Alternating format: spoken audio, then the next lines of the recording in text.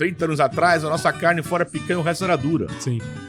Você fala, uma carne argentina. A nossa carne melhorou enormemente de qualidade. Eu até comentei com o Luciano, comentei com o Roberto também, o quanto o ciclo, né, assim, a ideia, a narrativa que foi construída ali foi se encaixando no outro, né? E a gente está no projeto no Connect de vocês, que é muito bom, nos ajuda muito a coordenar a pastagem, a melhor utilização dessa pastagem, o melhor aproveitamento da pastagem, o rotacionado caber mais gado e produzir mais. Então é muito bem feito, isso avançou muito. Primeiro eram só terras de o Pantanal com capim nativo para fazer cria.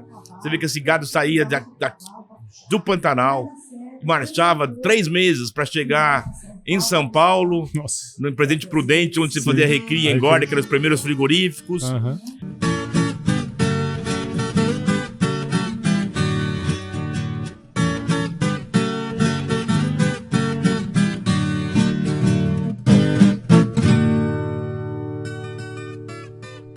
E aí, pessoas! Seja muito bem-vindo ao CanivetCast, o podcast da Nutripura, nutrição e pastagem, que há mais de 24 anos vem garantindo produtividade, sustentabilidade e lucratividade no campo. E nesse episódio estou aqui com o senhor Antônio Carlos Rezende, né, que é pecuarista, cliente da Nutripura. Muito obrigado por estar aqui com a gente, seja super bem-vindo ao CanivetCast, senhor Antônio. Eu que agradeço, muito obrigado. É um prazer estar aqui com vocês. Isso aí, estamos aqui diretamente do 12º simpósio. As palestras estão rodando aqui atrás. Eu tô caçando a turma aqui, pegando no laço, porque as palestras estão boas, né? E é difícil até tirar a turma do... Muito boas. O simpósio está muito bom, tudo muito bom mesmo. É isso aí. E, senhor Antônio, pra gente começar aqui a nossa conversa, queria entender um pouquinho mais da sua história, que você contasse um pouquinho da sua história pra gente. Bom, minha história, eu tô com 65 anos. A história da minha família é uma história que se liga muito à pecuária do Mato Grosso. Nós começamos a pecuária comprando a primeira fazenda. Meu pai, com os irmãos dele, comprou uma primeira fazenda que foi no Pantanal, em 56, uma fazenda bastante grande, que era uma sesmaria de 60 e poucos mil hectares, entre 5 irmãos.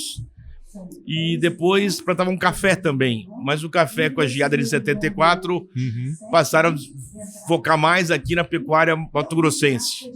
Então, a partir dos anos 70 também cresceu muito na pecuária, comprando outras fazendas, investindo. E eu comecei, eu nasci em 61, eu nos anos 80 comecei a trabalhar com meu pai e aprender a trabalhar isso. Então, o que eu poderia dizer é que deu para ver o grande avanço que houve na pecuária e o processo todo de Mato Grosso. Quer dizer, nós tínhamos várias etapas. A primeira etapa era de abertura de terras novas. Primeiro eram só terras de o Pantanal com capim nativo para fazer cria. Você vê que esse gado saía do Pantanal, marchava 3 meses para chegar em São Paulo, no Presidente Prudente, onde se fazia recria, engorda, que eram os primeiros frigoríficos. Depois teve um segundo grande avanço, e você tinha fazenda só em terra de cultura, porque ou era pasto nativo, ou era terra que só tinham os coloniões, né? Os pânicos, alguns poucos pânicos. E aí veio as grandes revoluções. A primeira grande revolução foi a revolução das braquiárias. As braquiárias mudaram completamente o estado. Nós saímos plantando braquiária em vários lugares. A produção aumentou, a quantidade aumentou. Aí veio a questão da produtividade, de começar a dividir mais pastos, picar mais, ajeitar mais. E ao longo desses anos todos mudou muito a genética, mudou muito as ferramentas todas. A genética mais uma. Então nós temos uma genética melhor, uma produção melhor, uma condição de pastagem melhor. Então somos mais eficientes. Tanto que ele saía com um boi de quase 4 anos, com 19 arrobas, e nós estamos fazendo um boi de 20 meses com 22 arrobas. Então, realmente, isso mudou. A vaca que enxertava com 3 anos, agora enxerta com 14, 13, 14, 15 meses. Então, todo esse processo acelerou muito. É o que eu acho muito, muito bom e muito positivo. Sim. E, pelo que o senhor comentou, então, a veia da pecuária está na família há décadas, né? E o que mais te dá satisfação, assim, de estar no dia a dia também, né, da pecuária e tudo mais? Primeiro que a gente, de fato, tem uma concretude, a gente, de fato, põe a mão no que você está produzindo, você vê, de fato, a vaca parindo, você vê, de fato, o bezerro crescendo, você vê o boi engordando, isso é concreto, não é só um número no painel. Tudo bem, você tem que tratar margens, tem que ter planilhas, tem que ter lucro, mas é muito concreto a melhora. A melhora em genética, quando você vê um bezerro teu que era de 30 anos atrás, o que é hoje, o quanto evoluiu a capacidade da vaca. Então, isso tudo é muito, muito gratificante. Legal. E assim, outro ponto também que eu achei interessante, porque assim, comprar terra no Pantanal na década de 50, hoje é difícil. Na década de 50 eu nem imagino como seria, né? Onde que foi o estalo, assim, para... Eu acredito que ofertaram para eles, era uma terra que na época era barata, relativamente barata, e como tinha café no Paraná, e tinha essa fazenda de engorda em Presidente Epitácio, Prudente, naquela região, aconteceu o quê? Fizeram para lá para fazer cria. Era um capim nativo, você soltava no campo, e isso ia bem. Lógico que a produtividade da época era baixa, a rotação baixa, e isso foi ao longo do tempo enriquecendo, crescendo, modificando. Sim. E, na verdade, profissionalizando, né? Hoje a pecuária é muito mais profissional do que ela era. Sim. Mais produtiva, mais eficiente. E isso tudo faz com que a gente possa produzir muito mais dentro da mesma área. Sim, sim. O senhor comentou aí vários pontos, né, históricos aí de virada da pecuária, né? E vamos dizer que nos últimos 30 anos aí a pecuária saiu de um patamar, né? E hoje nós estamos... O que nós estamos vendo aqui, né, no evento, vimos no dia de campo ali, né, São Antônio? O que mais mudou na sua forma de produzir, de gerir o negócio nesses últimos anos, assim? Eu acho assim, a economia mudou, o mundo mudou. Eu brinco muito que tem uma foto que eles mostram, Nova York, pertinho de 1900, é 1895. Em 1895, você só tinha uma foto, só tem carruagem na Quinta Avenida de Nova York. Em 1904, 8 anos depois, você só tem carro. Então, ou você se adapta, ou você se adapta. Então, acho que nós estamos agora no segundo fenômeno, que é a inclusão do grão nesse processo. Então, nós temos que aproveitar o melhor que a gente puder essa mescla do grão com o crescimento do capim. E, sem dúvida, nós temos que enxergar cada projeto como ele é e o que ele pode fazer. Então, eu acho que o boi sempre comporta muito bem, a recria engorda muito bem o milho, dá para intensificar muito, surgiram várias ferramentas que a gente usa, por exemplo, ter rotacionado, ter aproveitado melhor o capim, a gente está no projeto no Connect de vocês, que é muito bom, nos ajuda muito a coordenar a pastagem, a melhor utilização dessa pastagem, o melhor aproveitamento da pastagem, o rotacionado cabe mais gado e produzir mais. Então, é muito bem feito, isso avançou muito. Ferramenta de rotacionado, ferramenta de divisão de pasto, ferramenta de adubação. Hoje você tem a integração com lavoura lá em cima, então você tem capim-lavoura, você tem como é que você usa nas águas, você tem que potencializar o resto do capim. E na cria também houve uma evolução muito grande. Não tanto na lotação, mas na genética. A genética, acho que o criador tem que ter sempre em vista que a sua principal ferramenta é a vaca. Se a principal ferramenta do recriador é o bezerro, o macho que ele vai comprar, o do criador é a vaca. E ele tem que ter uma vaca adequada ao seu processo de produção. Ou seja, ele tem que saber o que ele vai fazer com essa vaca, o que ele quer e como é que ele quer coordenar. Então, nós temos uma preocupação muito grande, a gente mexe com genética, trabalha também com venda de touros, mas nós fazemos genética muito para nós. Então, qual é a nossa lógica? Eu tenho que ter um tripé, eu tenho que estar lá montado em cima de 4 sustentáculos muito fortes. Esse gado nosso tem que ser produtivo, desmamar bem, produzir bem. Ele tem que ser, de fato, rústico, porque para viver no Pantanal e no Medícola, ele tem que produzir naquela condição. Sim. Ele tem que ser fértil, porque a vaca que não parir não te serve para nada. E quanto mais precoce, melhor. A fêmea vai enxertar primeiro e o boi vai ter uma terminação mais rápida. Então, em cima dessas 4 pilares, a gente sustenta nosso negócio e tem caminhado para frente. Tentar entender uma vaca que tenha muito equilíbrio, que enxerte. Nós estamos enxertando hoje, nós estamos desafiando hoje muita novilha com 13, 14 meses. Com uma lógica que eu acho muito interessante, que é diferente do que as pessoas pensam. E isso a Nutripura me ajudou um tempo também, conversando muito com o Luciano, que é o seguinte, a minha lotação de pastos, o meu momento crítico se dá na transição da seca para o começo da chuva. Então, quando eu sequestro as minhas super precoces, a conta não é só da prenhez dela.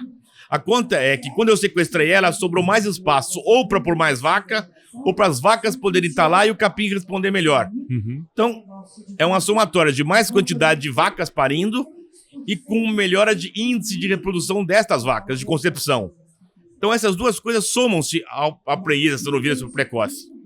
E a prenhez da novilhinha também nos ajuda muito a identificar quem é mais precoce ou não. Então, essas coisas todas somadas, realmente, você vai avançando para frente e eu acho que tem nos ajudado muito. Legal, muito bom. Bom, o senhor comentou aí, né, da Nutripura ajudando e tal, e nós estamos aqui no 12º simpósio. Queria entender, assim, pelo que eu soube, o senhor é rato de simpósio, né? Já tem muitos anos que vem aqui com a gente. O que mais te chama a atenção, assim, especialmente nesse aqui que nós estamos agora? Não, me chama a atenção, em primeiro lugar, a parte do dia de campo, de você ver na prática aquilo que foi conversado, aquilo que foi proposto, os números, de como é que isso se realiza. Então, é quase que uma demonstração prática daquilo que está na teoria, que eu acho muito importante. Sim, sim. Até para você conseguir enxergar com os olhos, né? Perfeitamente. E aqui é o complemento. Agora você vai vir novas palestras, repensar, reolhar, provavelmente coisas novas para estar no próximo simpósio, daqui a 2 anos, no próximo dia de campo. Sim. Então, acho que isso tudo é uma somatória e é muito bom. Legal. E até aproveitando o gancho do dia de campo ali, né? Eu até comentei com o Luciano, comentei com o Roberto também, o quanto o ciclo, né? Assim, a ideia, a narrativa que foi construída ali foi se encaixando no outro, né? O que o senhor viu ali de novo, né? E que você fala assim, poxa, esse negócio aqui seria um negócio interessante pra gente lá. De novo, exatamente como eu estou conversando muito com o Luciano, também com o Roberto, sou muito bem assessorado pelo pessoal da Nutripura, o Liner e todo mundo. Então, tudo isso eu já tinha conhecimento, já tinha andado. Então, de novo, exatamente não, mas a gente vê a prática de fato de você conseguir fazer um bom casamento de aproveitamento de uma somatória de aproveitamento de pasto e grão, com muita eficiência econômica e produtiva. Então, isso eu acho que é muito legal.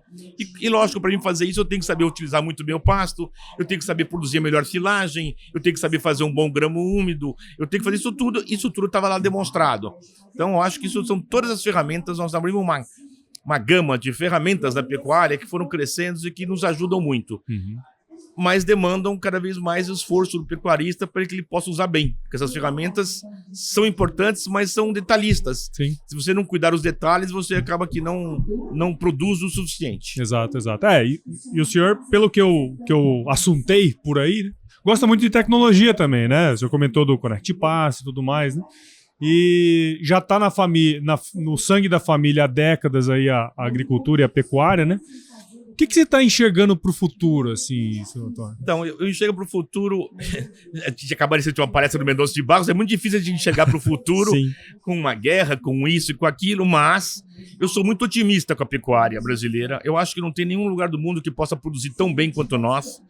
Nós vamos ter uma pecuária no estado do Mato Grosso, que eu acho que vai ser mais ligada a grão, mas um grão usada de uma maneira muito inteligente, com aproveitamento de pasto, essa somatória de boa utilização de pasto.